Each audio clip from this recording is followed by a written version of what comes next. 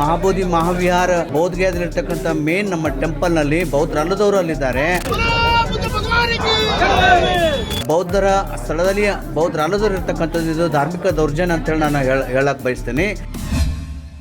ನಮೋ ಬುದ್ಧಾಯ ಜೈ ಭೀಮ್. ನಾನು ಬಂತೆ ವರಜ್ಯೋತಿ ಅಣದೂರು ಬುದ್ಧ ವಿಹಾರ ಬೀದರ್ದವರು ಕಲಬುರಗಿಯಿಂದ ಮಾತಾಡ್ತಾ ಇದ್ದೀವಿ. ಇವತ್ತು ವಿನಯಾಚಾರ್ಯ ಬಂತೇಜಿ ಅವರ ನೇತೃತ್ವದಲ್ಲಿ ಕಲಬುರಗಿಯಲ್ಲೊಂದು ಬೃಹತ್ ಸಮಾವೇಶವನ್ನು ಬೌದ್ಧ ಸಮ್ಮೇಳನ ಜೊತೆಗೆ ವಿಚಾರ ಸಂಕಿರಣವನ್ನು ಹಮ್ಮಿಕೊಂಡಿರ್ತಕ್ಕಂಥದ್ದು.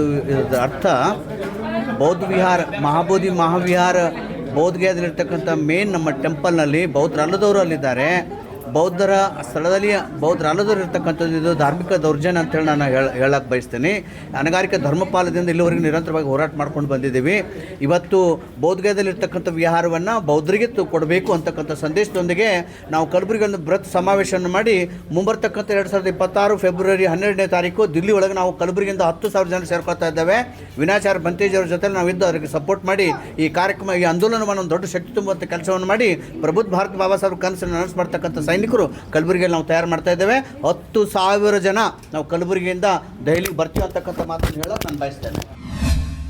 महाबोधि महाविहार मुक्ति आंदोलन जो 134 साल से अनागारिक धमपाल जी ने चलाया पहली बार, दूसरी बार भदंत नागार्जुन सुरेश ससाई जी ने चलाया और तीसरी बार ये 12 फरवरी 2025 में बोध गया में धरना देकर शुरू किया गया.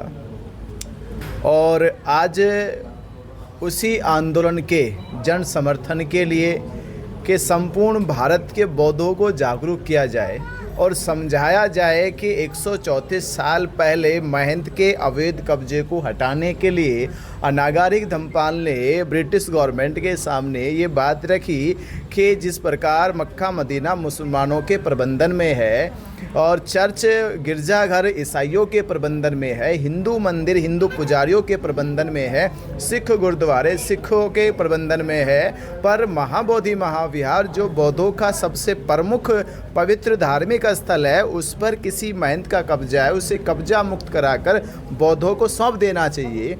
तो सरकार ने उस समय बात ना सुनते हुए ये बात जो है 1920 में गांधी के पास गई और गांधी से भी ये बात रखी गई. तो गांधी ने कहा देश की आज़ादी के बाद हम इस बात पर विचार करेंगे और बौद्धों को सौंपेंगे.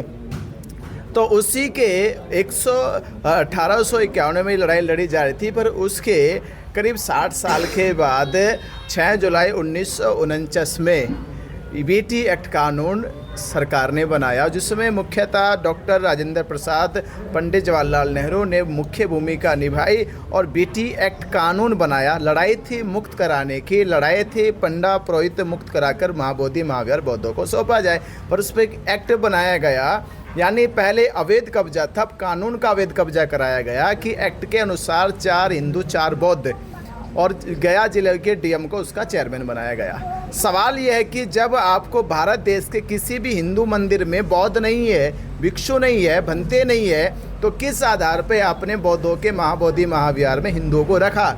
तो तब से 76 साल से आज ये लड़ाई फिर लड़ी जा रही है कि उस एक्ट को रद्द किया जाए, जिस एक्ट के कारण बौद्धों के धार्मिक स्थल पर अतिक्रमण किया जा रहा है, बौद्धों के धार्मिक आस्था और विश्वास के साथ खिलवाड़ किया जा रहा है, वहाँ पर रूढ़िवादी परंपराएं का प्रचार प्रसार किया जा रहा है, जिसका विरोध तथागत बुद्ध ने 45 साल किया. आज वहीं वही आडंबर पाखंड का प्रचार हो रहा है. तो ये आंदोलन खड़ा हुआ और आज संपूर्ण बौद्धों की ताकत बना है और ये ताकत 12 फरवरी 2026 में संपूर्ण भारत के बौद्ध दिल्ली पहुंचकर दिल्ली जाम करके दिखाएंगे और बौद्धों की ताकत दिखाई देगी. तो केंद्र सरकारों को भी पता चलेगा कि भारत के बौद्ध एकजुट हो गए हैं और जो लड़ाई 134 साल से लड़ी जा रही थी अब वो लड़ाई में फैसला देना चाहिए, बीटी एक्ट रद्द करना चाहिए और महाबोधि महाविहार मुक्त करना चाहिए. उसी के संबंध में आज ये कलबुर्गी में ये प्रोग्राम हुआ और यहाँ से हज़ारों लोगों ने आह्वान किया है दिल्ली जाने का. मैं उनका सभी का धन्यवाद साधुवाद देता और भंते अमर ज्योति जी के निर्देशन और अध्यक्षता में कार्यक्रम हुआ, मैं उनको भी बहुत बहुत आभार धन्यवाद देता हूँ. और जल्द ही पूरे देश से 12 फरवरी 2026 में संपूर्ण भारत के बौद्ध एकजुट होगी.